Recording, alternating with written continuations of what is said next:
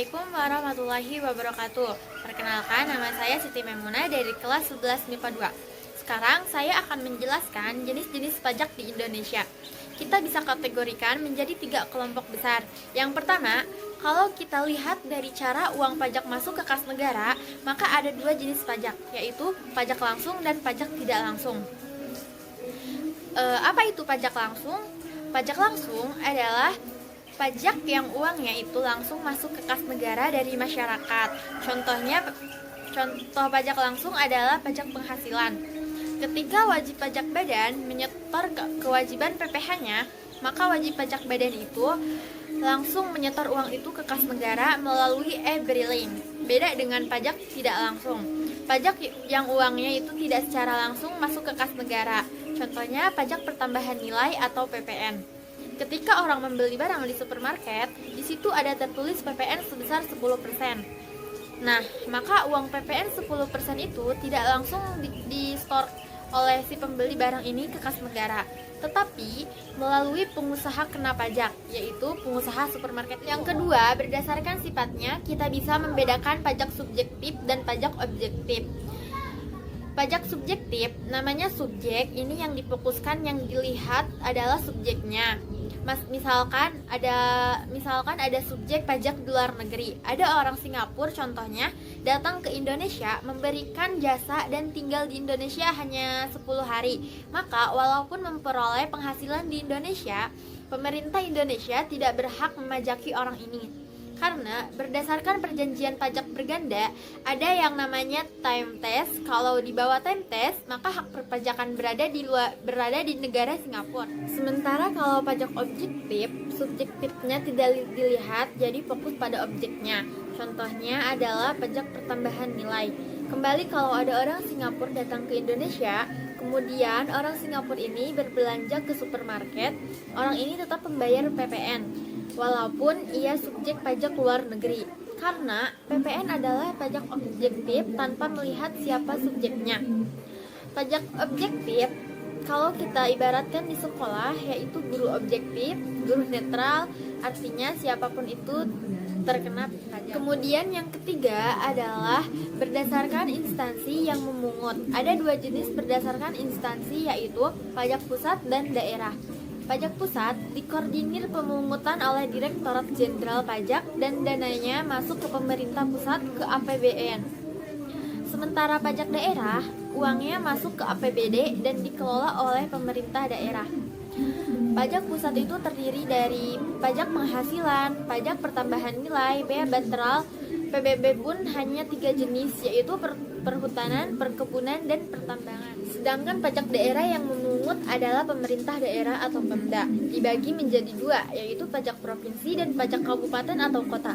Pajak provinsi ada 5. Yang pertama, pajak bea balik kendaraan bermotor. Yang kedua, pajak kendaraan bermotor. Yang ketiga, pajak bahan bakar kendaraan bermotor. Yang keempat, pajak air permukaan. Dan yang terakhir, pajak rokok. Adapun pajak kabupaten atau kota, yang pertama yaitu pajak hotel sebesar 10%, pajak restoran, pajak reklame, pajak hiburan, dan pajak penerangan jalan, pajak mineral bukan logam dan batuan, dan lain sebagainya. Assalamualaikum warahmatullahi wabarakatuh. Perkenalkan, nama saya Siti Robiah dari kelas 11 IPA 2. Di sini saya akan menjelaskan tentang sistem pemungutan pajak di Indonesia. Pemungutan pajak secara umum mengenal 3 sistem pemungutan, yaitu sebagai berikut.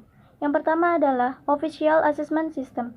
Sistem ini memberikan wewenang kepada aparat pajak untuk menentukan jumlah pajak berutang sesuai dengan peraturan perundang-undangan. Yang kedua yaitu Self-Assessment System. Sistem ini memberikan kepercayaan dan wewenang kepada wajib pajak untuk mendaftarkan diri dan memperoleh NPWP, menghitung, memperhitungkan, membayar, dan melaporkan terutang sesuai dengan peraturan perundang-undangan. Dan yang ketiga yaitu Withholding System, pemungutan pajak yang memberi wewenang kepada pihak ketiga yang wajib melakukan pemotongan dan atau pemungutan pajak atas objek pajak tertentu. Objek pajak yang dimaksud adalah penghasilan karyawan, penghasilan atas sewa, penggunaan harta, bunga atas deposito, dan hadiah. Pengertian alur administrasi pajak. Wajib pajak melakukan selfie terhadap pajak sendiri baik untuk wajib pajak pribadi maupun pajak badan. Laporan dapat ditunjukkan ke bagian lawanan pajak, kemudian wajib pajak diberikan penyuluhan atau pembinaan. Syarat-syarat alur administrasi pajak. Melakukan pendaftaran diri sebagai wajib pajak. Pembukaan atau pencatatan. Wajib pajak selfie terhadap pajak sendiri baik untuk wajib pajak pribadi maupun pajak badan. Laporan terhadap ditunjukkan ke bagian lawan pajak, kemudian pajak diberikan penyuluhan atau Assalamualaikum warahmatullahi wabarakatuh. Berikut ini saya akan menjelaskan alur administrasi pajak yang berlaku di Indonesia. 1. Seorang subjek pajak yang dimana adalah kita haruslah telah memenuhi beberapa persyaratan pada wajib pajak yang seperti secara subjektif dan juga objektif, sehingga kita diharuskan untuk mendaftarkan diri untuk menuju ke kantor pelayanan pajak guna untuk mendapatkan nomor pokok wajib pajak atau NPWP. Kedua, selanjutnya kegiatan wajib pajak akan dilakukan perhitungan sendiri dari besaran pajak dan juga pembayaran pajak tersebut. Haruslah dibawa ke bank dengan menunjukkan sebuah surat setoran pajak atau yang disebut dengan SSP.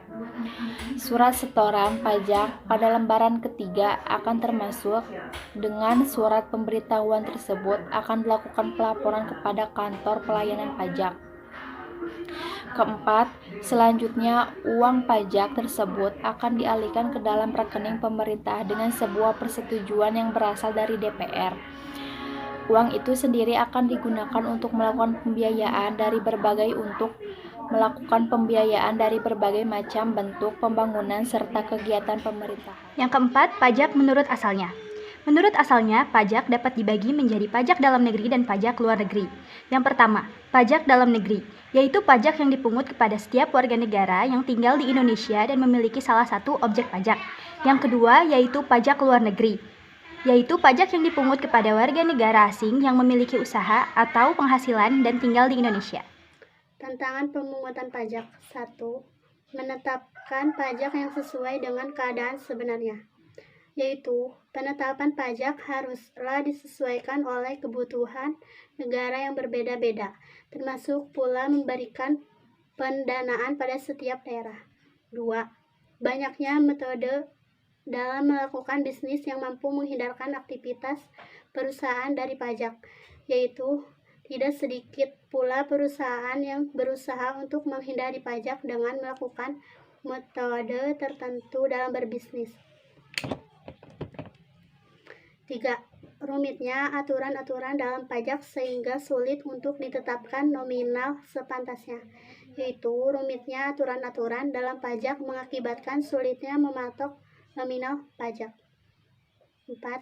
Banyaknya mafia pajak yang melakukan KKN dalam pemungutan pajak, yaitu KKN korupsi, kolusi, dan nepotisme.